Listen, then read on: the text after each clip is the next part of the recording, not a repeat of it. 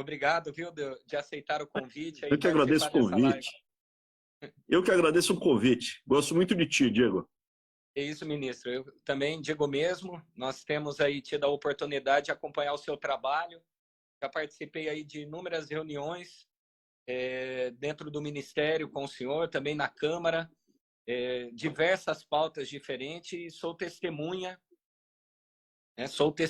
aí do seu trabalho, a forma objetiva que procura ter para desenvolver as ações aí dentro do Ministério e, ao mesmo tempo, agir de forma rápida junto às demandas e às necessidades aí da nossa população. Recordo aqui uma reunião que tivemos com o reitor da Universidade Federal, nossa Universidade de Fronteira, em Foz do Iguaçu, também tratando da pauta da primeira infância, sobre... Desculpa, Diego, sabe o que está acontecendo? Tem tanta coisa acontecendo aqui que eu preciso só ver uma coisinha aqui, desculpa. Ah, não, tudo bem. Fala. Eu vou falando enquanto isso. Então, tratando aí de inúmeras pautas aí com relação também à nossa primeira infância, creches, os programas novos que o Ministério tem lançado aí no governo federal. E, obviamente, essa live hoje ela é muito importante para que a gente possa aí trazer luz a esses programas e mostrar para a população brasileira tudo o que está acontecendo nesse pouco mais de um ano aí desse novo governo, com um novo ministério, com cara nova, tudo novo. E o ministro da Educação tem dado a oportunidade aos parlamentares que querem, porque tem aqueles que não querem, mas tem dado a oportunidade aos parlamentares que querem de participar desse processo de mudança e de transformação na educação. Desculpa, Diego, desculpa, viu? Peço mil perdões isso, ministro, aqui. tranquilo. Mas eu estava dizendo justamente que o senhor tem dado a oportunidade aos parlamentares como eu que querem de participar desse momento de transformação na nossa educação brasileira. E eu sou essa testemunha já ocular de inúmeras ações das quais eu tive a oportunidade de participar, de estar junto com o senhor, no lançamento, por exemplo, do programa Tempo de Aprender, o programa Conta para Mim, no programa das escolas cívicos militares, reuniões que tivemos, por exemplo, com o reitor da Universidade Federal em Foz do Iguaçu. Enfim, são no Futurice, você estava lá, no Futurice também, eu lembro de ti lá, está sendo agora encaminhado, foi assinado hoje pelo presidente. Eu acompanhei aí, você tem sido um guerreiro para defender a educação do Paraná. Olha, parlamentares como você fazem toda a diferença no futuro aqui do país, da educação.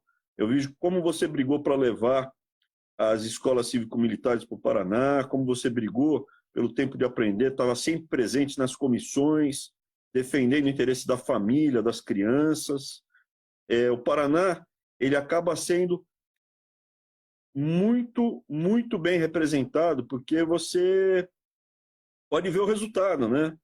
Por exemplo, o estado no Brasil que recebeu mais escolas cívico-militares nessa primeira onda foi o Paraná. Infelizmente está fechado, né? Assim que retomarem as aulas, já vai ter 8 escolas federais cívico-militares no Paraná, que é o mais que tem no Brasil todo. Com certeza, ministro. E eu queria falar a primeira pergunta, né, ministro? Esclarecer também para a população sobre o Enem, falar sobre as inscrições do Enem, que seriam até o dia 22 de abril, mas foram adiadas, né, e vão se encerrar agora amanhã, dia 27 de maio. Quarta-feira. Isso. E às 23h59. Claro que isso contou aí com a sua sensibilidade nesse momento para justamente que não tenha nenhuma discussão no sentido de falta de equilíbrio, né, no conhecimento e dando a oportunidade a todos os brasileiros aí de participar. Agora, é claro, nós também não podemos adiar por muito tempo, né, porque isso pode trazer um prejuízo também aos nossos futuros universitários aí e retardar o ingresso aí nas universidades. Com certeza, o que houve com o coronavírus, né, houve a preocupação como vai ser. Nós vamos ampliar o número de salas para receber os alunos, para ter menor concentração. Vai ficar um pouco mais caro para os cofres públicos, para o nosso dinheiro, dos nossos impostos. mas vai ter gel, toalha, vai ter mais dispersão, vai precisar ter mais fiscais por aluno, né? Porque vai ter menos aluno por sala, mas está tudo pronto para a gente fazer um Enem sem risco. Aí houve aí alguns movimentos, a gente ia fazer a consulta em agosto, né? Para saber quanto poderia ou não adiar o prazo. Porque tem muita mentira que é dita, né? A maior parte das pessoas que fazem Enem, a imensa maioria, já terminou o ensino, o ensino médio. Por quê? Sim. Porque poucas pessoas conseguem entrar direto na faculdade. É natural, às vezes faz uma, duas vezes, e o que acaba acontecendo é que a grande maioria, só 25%, está terminando o último ano do ensino médio. Então, não teria problema, mas precisa de, vamos ver, não tem problema. Vamos consultar realmente quem é interessado. As pessoas que se inscreveram para o Enem. Não adianta eu consultar um parlamentar, sem desmerecer o parlamentar, um parlamentar que não está acompanhando tão de perto, quanto o aluno que se inscreveu para o Enem, está inscrito para o Enem, e aí perguntar para ele diretamente, você, o que você prefere fazer? A prova em dezembro, em janeiro, ou deixar ela para junho do ano que vem? Isso vai ser feito através da página do participante. Cada uma das pessoas que se inscreveram tem uma senha e tem uma página individual do participante. No final, na última semana de junho, vai aparecer na página do participante 3 opções. Você quer fazer a prova em dezembro, isso não vai mais ser em novembro, em dezembro, em janeiro, ou quer fazer em junho. E a pessoa vai escolher a data que ela... Assim, a maioria vai escolher a data. Não dá para a gente fazer um para cada um, né? Senão inviabiliza. E a gente postergou, de fato, as inscrições. Estamos agora com... Então, aumentou pouco, né? Porque a maior parte já tinha se inscrito até a semana passada, não precisava realmente ter postergado, mas, de qualquer forma, estamos com 5.722.000 pessoas inscritas. 5.722.000 pessoas inscritas, sendo que essa é a primeira vez aqui no Brasil que a gente vai fazer o Enem digital para 101.000 pessoas. Originalmente, a gente ia fazer um teste com 50.000 pessoas, ampliamos para 100.000 e ali só nos 2 primeiros dias esgotou tudo, colocamos um chorinho ali no limite para 101.000 pessoas. E como vai ser? Vai ser igual ao de papel, só vai ser em dias diferentes, mas vai ser igual ao de papel, só que vai ser feito no computador. A pessoa vai até uma sala, um fiscal, passa pelo reconhecimento biométrico, faz o exame com toda a segurança, termina, aperta o botão, vai à prova para correção imediata, e tem o gabarito para conferir, para ver se está tudo certinho. Então, vai ser a primeira vez. O objetivo é que até 2026, 100% do Enem seja feito nesse formato digital. Isso é, a pessoa vai num dia qualquer marcado, aí a gente pode fazer vários dias diferentes, né? Quando ficar totalmente digital, pode fazer qualquer dia diferente. Faz a prova num computador, reconhecimento biométrico, termina, sai com o gabarito da prova dela, com a nota corrigida na hora, e pode fazer a faculdade dela se tiver a nota suficiente para isso. Então, esse é o objetivo. Tem também o SAEB que a gente vai fazer, isso é, começa a fazer, ainda no governo Bolsonaro, nos anos do ensino médio. E como vai ser? Você faz no primeiro, no segundo, no terceiro, termina, e aí você, com as notas do SAEB, você não precisa fazer o Enem. Ela substitui o Enem também. Então, tudo isso para o computador, tudo isso eletronicamente, e para facilitar a vida do pagador de imposto, de quem paga por tudo isso, que são as famílias. Certeza. Ministro, o senhor sabe que eu presido a Frente Parlamentar em Defesa da Vida e da Família. É uma das maiores frentes aí do Congresso Nacional, porque ela une católicos e evangélicos dentro aí dessas pautas comuns. E eu quero, em nome dos parlamentares que compõem a frente, primeiramente agradecer ao senhor como um dos primeiros ministros a se manifestar há dias atrás aí, contrário à legalização do aborto no nosso país. O senhor gravou um vídeo e esse vídeo viralizou aí em todo o território nacional, e isso foi muito importante. A ação que estava para ser julgada no Supremo Tribunal Federal, se fosse admitida pelos ministros, poderia aí ter legalizado o aborto em casos de crianças com deficiência física, uma verdadeira eugenia. Então, quero, em primeiro lugar, agradecer, dizer que a Frente Parlamentar ela tem acompanhado o seu trabalho com muito louvor e apoio às suas ações aí no MEC, porque são ações que, de fato, estão vindo de encontro às necessidades das nossas famílias. E, recentemente, isso no final do ano passado, foi lançado um programa muito importante. Na verdade, desde que logo que o senhor assumiu a pasta do Ministério da Educação, o senhor deu andamento no Plano Nacional de Alfabetização. Depois, é o primeiro ministro... Escutem, pessoal, o que eu estou falando aqui. O ministro Weintraub é o primeiro ministro a levar em consideração evidências científicas no âmbito da educação e da alfabetização no nosso país. Então, em outubro do ano passado, o MEC, através do nosso ministro, promoveu uma Conferência Nacional de Alfabetização baseada em evidências científicas. No final do ano passado, lançou o programa Conta Pra Mim, que eu estava lá, junto com o Tito, que já é um sucesso aí nacional. Ministro, quero que o senhor fale um pouco sobre isso. E agora, recentemente, o programa Tempo de Aprender, aonde, ministro, nós aqui no Paraná estamos trabalhando arduamente, junto com a Secretaria Nacional de Alfabetização. Eu, particularmente, coloquei a minha equipe para ligar secretário por secretário do Paraná, e nós já chegamos aí. Eu gostaria que o senhor falasse um pouco disso, porque tudo isso está conectado a essa pauta de valorização da família, de defesa da família na educação brasileira. Isso aí que você está descrevendo é fundamental, né, deputado Diego? O Tempo de Aprender já está com mais de 1.800.000 acessos e no Brasil inteiro 3.300 municípios já aderiram. E isso é graças a parlamentares como você, que faz toda a diferença. Por quê? Porque valoriza a família, valoriza método científico na alfabetização. O que é método científico?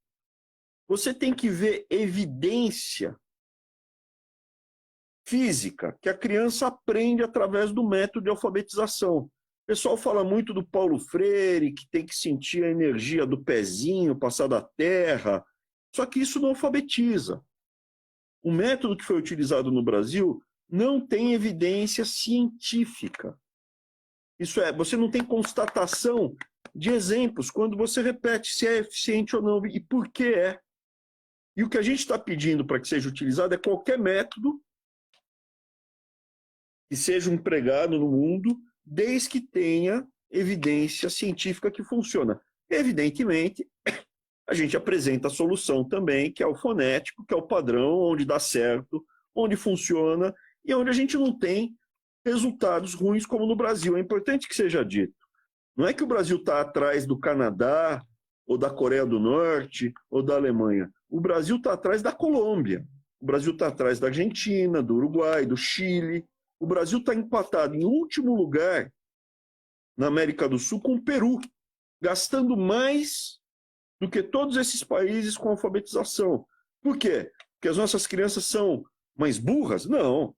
Eu não admito que você fale que um brasileiro é mais burro que um canadense, que um coreano ou que um colombiano.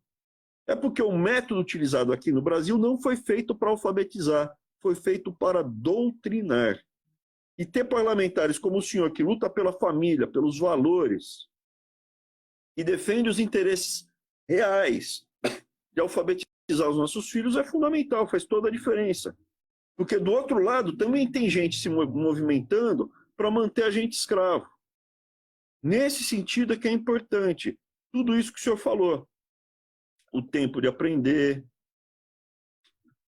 a Política Nacional de Alfabetização, o Tito. E o que é o Tito? É o nosso mascote da leitura em família. Desculpa. Porque todo mundo sabe que quem lê, todo mundo não, tem evidência científica.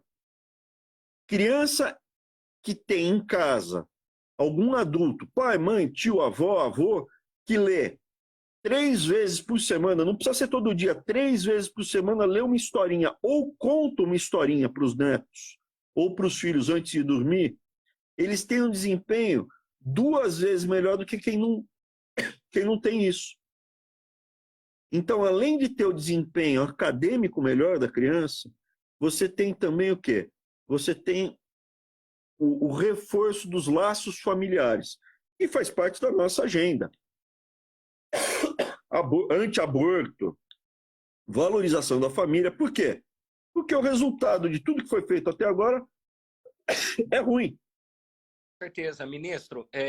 Até no mandato passado, na legislatura passada, o que nós recebíamos dos pais eram denúncias do material didático que estava sendo utilizado dentro da sala de aula, junto com os filhos, que os pais estavam indignados. E o programa Tempo de Aprender, agora já com mais de 1 milhão de acessos. 1 milhão e 800, vai para 2 milhões de acessos. 2 milhões de acessos, quase 2 milhões. Olha só, 2 milhões de acessos. E onde eu tenho crianças pequenas aqui em casa, Maria Clara, 4 anos, o Pedro com 2 anos. Eu e a minha esposa, com o nosso CPF, nossos dados pessoais, a gente tem acesso a esse conteúdo, a esse material. E nós, ministro, estamos aplicando isso dentro da nossa casa junto aos nossos filhos. E todos os pais que estão nos assistindo têm acesso a esse conteúdo. E interessante que tudo isso foi lançado antes da pandemia, né, ministro? Não é uma ação do governo por ocasião da pandemia. Foi lançado antes da pandemia, mas está sendo extremamente útil às famílias, está ajudando demais as famílias que, como eu, nesse momento, necessitam de saber qual o caminho, qual a melhor forma, qual a melhor abordagem para que a gente consiga alfabetizar os nossos filhos. Isso tem feito a diferença na minha casa e eu tenho certeza que está fazendo a diferença aí na vida de milhares de famílias também. Não é, ministro? O senhor deve ter muito mais relatos aí e exemplos para dar também para a população. O importante é a gente saber que a gente está saindo de uma situação horrível.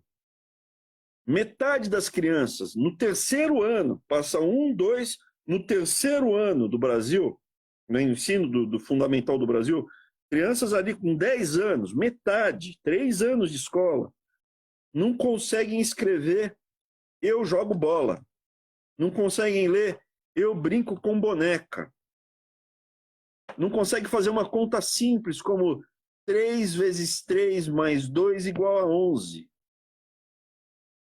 Metade é analfabeta completa, não é mais ou menos, não sabe o mínimo. É um fracasso.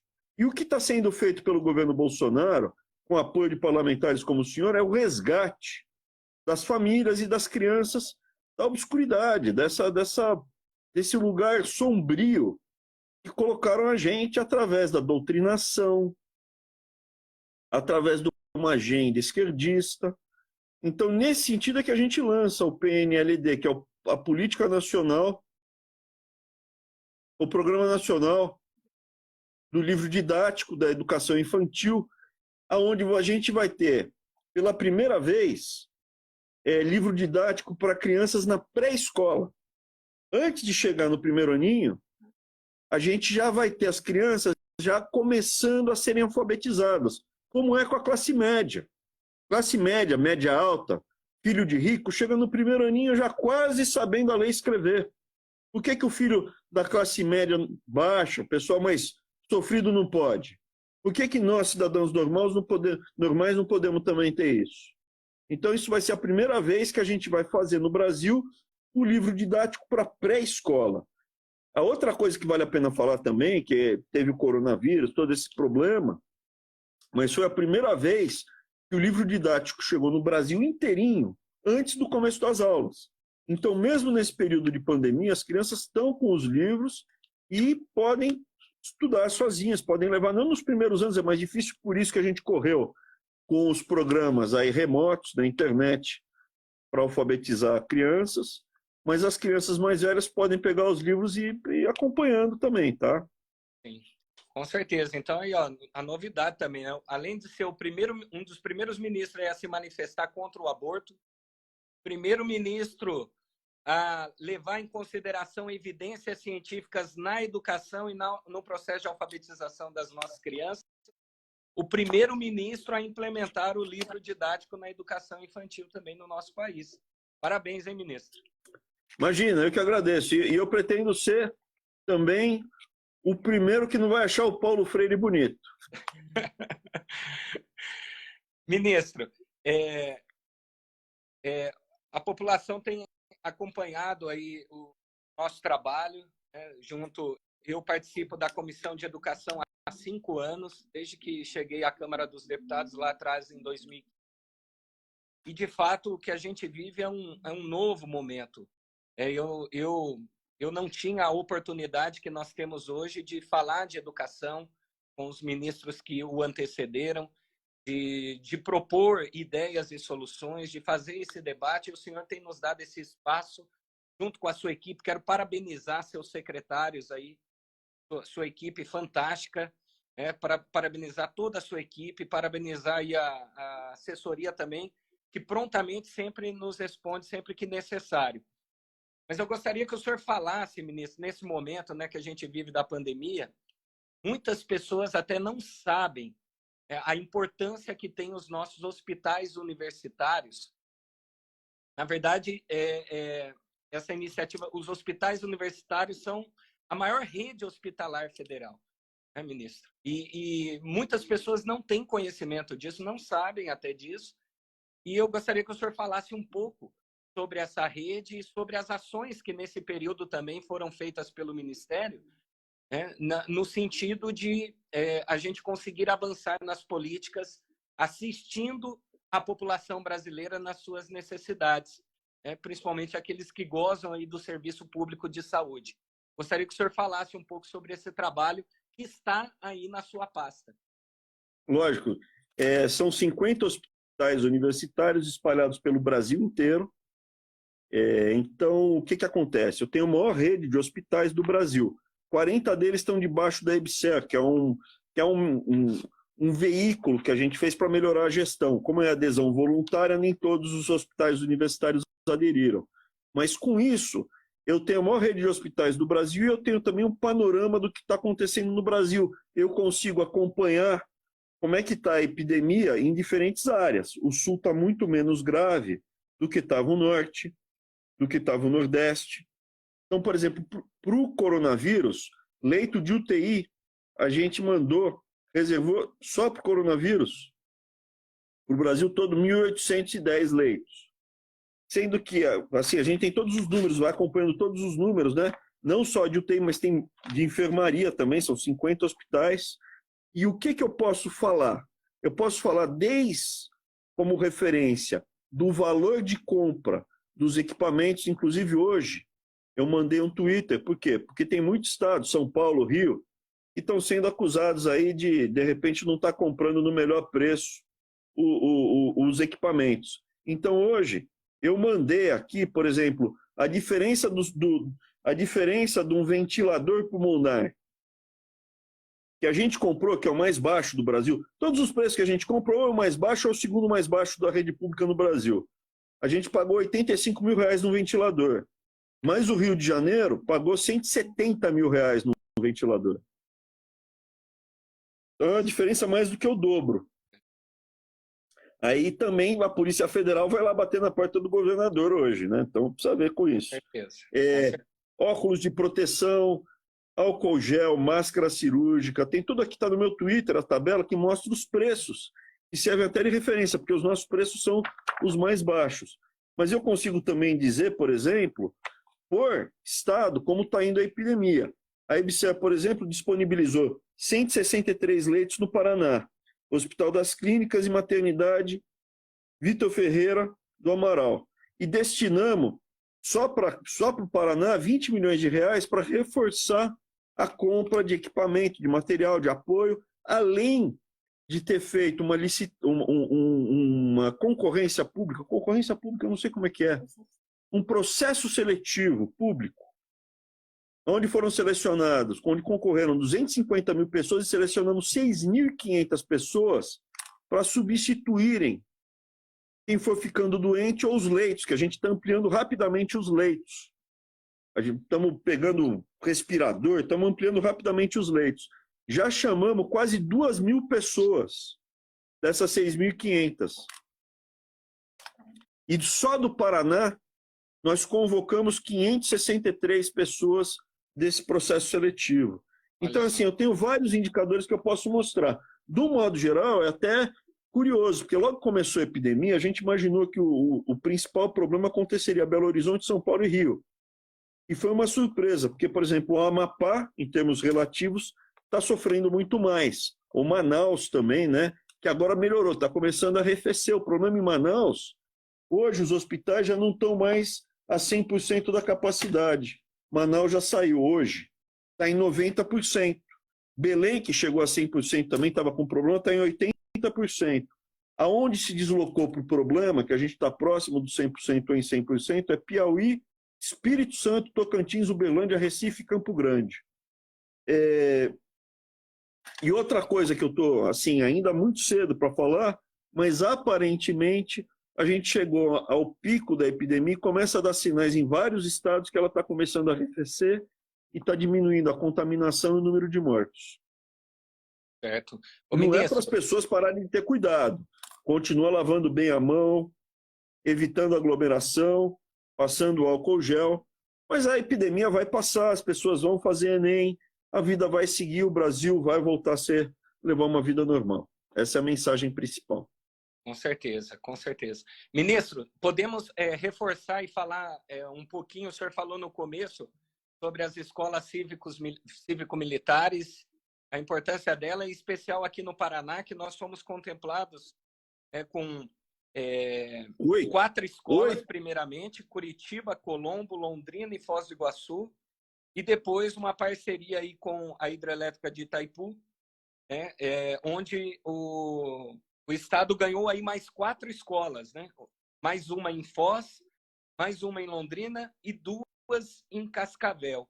Investimento aí de R$1 milhão por ano. Por ano, por em 3 cada escola. anos, ministro. Em cada escola. Cada escola vai receber esse reforço. Então, o que acontece? O objetivo é ter muita escola cívico-militar no Brasil todo. Mas, nesse primeiro momento, a gente precisa ter um modelo claro que funcione. Mais ou menos como quando a gente vai montar uma franquia do McDonald's. Você precisa ter claramente todo o processo, como funciona, certinho, é isso mesmo. E com base nisso, a hora que estiver bem redondo, a gente vai tentar expandir pelo Brasil todo, nos estados que quiserem. Nada no governo Bolsonaro é forçado. Então, o estado que quiser, a gente vai expandir rapidamente a escola cívico-militar. Esse ano, em função aí dos parlamentares, como o Diego Garcia, ou do governador Ratinho, que também quis, então foi mais fácil, e o Paraná é o estado que mais recebeu de todos, disparado, escolas cívico-militares aí nessa primeira leva. Com certeza, e queremos mais, viu, ministro? Queremos com mais. Certeza, eu estou aqui para isso, eu queria fazer, no Brasil são 138 mil escolas. Vamos falar assim, ter pelo menos uns 10% de escola cívico-militar no Brasil? Acho uma meta legal da gente chegar. Legal. Ministro, e destacar que parceiros aí como a Itaipu, o Ministério está aberto, certo? Para parceiros que queiram ajudar esse programa a avançar mais rápido ainda. Queria deixar de destacar, né, por último, aqui um amigo e que hoje a gente acaba aí sentindo um pouco mais aí do peso, né, e procura apoiar suas ações, e ele está aí junto com o senhor no Ministério da Educação, que é o secretário nacional de alfabetização, o Dr. Carlos Nadalim. Eu o conheci em 2016, quando eu indiquei para o prêmio da Comissão de Educação na Câmara dos Deputados. E ele, naquela ocasião, ficou entre os 10 melhores ali, os 10 mais votados. Não ganhou o prêmio, mas ficou entre os 10.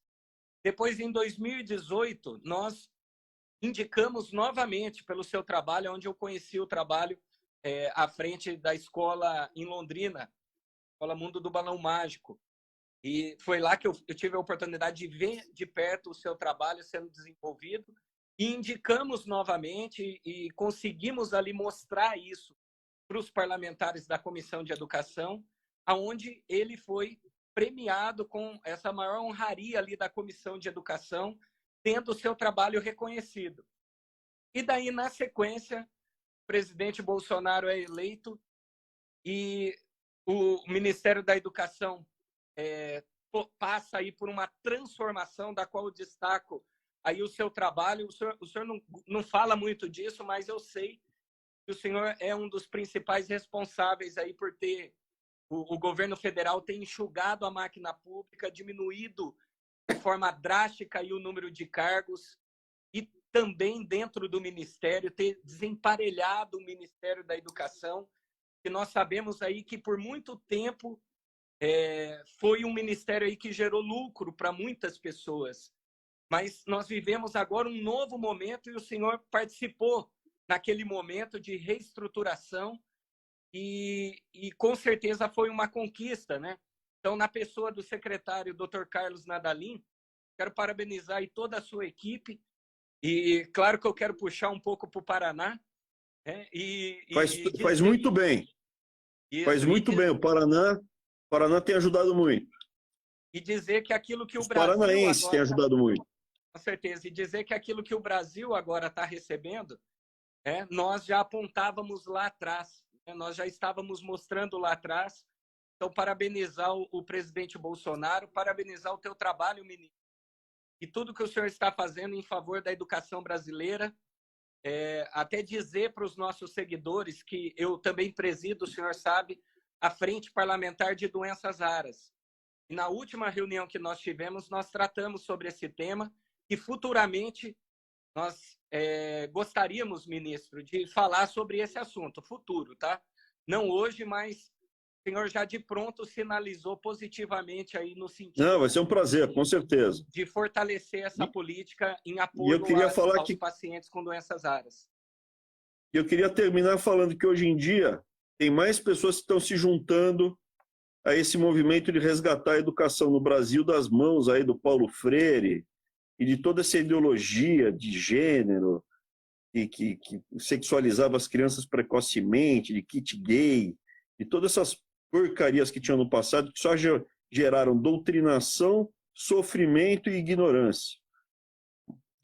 E hoje em dia tem mais gente como o senhor, mas 5 anos atrás o senhor era como João Batista, era a voz que clamava no deserto. É isso mesmo. Obrigado por tudo, viu, deputado? Parabéns. Ministro, eu quero te agradecer. Grande abraço. E um abraço para Maria Clara e para o Pedro. Sim, mas o senhor tem uma outra fã, viu, ministro? Se me permite dizer, é a minha esposa, viu? A minha esposa, inclusive, ela se inscreveu aí no programa Tempo de Aprender, tem recomendado o programa para todos os pais, para todas as mamães, pelo WhatsApp. Ela participou em uma ocasião de uma reunião que eu estive com o senhor. E a partir desse dia, eu já estou até ficando meio com ciúmes, viu, ministro? Ela passou a ser tua fã aí, número 1. E apoiar suas ações, o seu trabalho. Então, em nome aí da minha família, gostaria de agradecer tudo que o senhor está fazendo aí pela educação brasileira, pelos nossos filhos, em especial, e por todo o Brasil. Muito obrigado. E conte comigo na Câmara dos Deputados com o nosso apoio aí na Comissão de Educação e nas demais ações também que o senhor precisar.